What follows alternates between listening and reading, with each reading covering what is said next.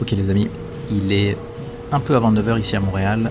Je me suis posé dans un AEW, je me suis pris un petit café parce que ce matin, c'est la projection presse de Fantastic Four First Steps.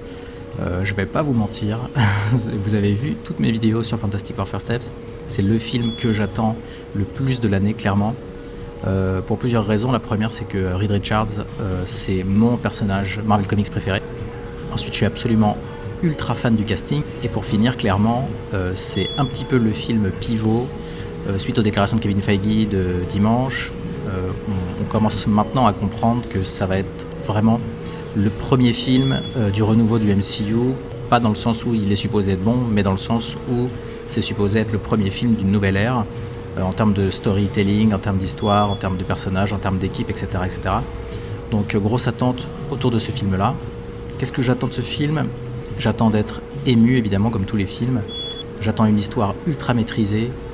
Et j'attends bien évidemment surtout un lien avec ce qui arrive. Doctor Doom, le multivers. On a vu qu'hier, sur le tapis rouge à Los Angeles, il y avait Xochitl Gomez, l'actrice qui joue America Chavez. Donc, en parlant de multivers, ça pourrait être la surprise. Bien évidemment, on a vu que Ioan Gruffudd était sur le tapis bleu aussi. C'était pas un tapis rouge, c'était un tapis bleu. Pour moi, il est évident qu'on verra le Conseil des Rides avec au moins ce personnage-là.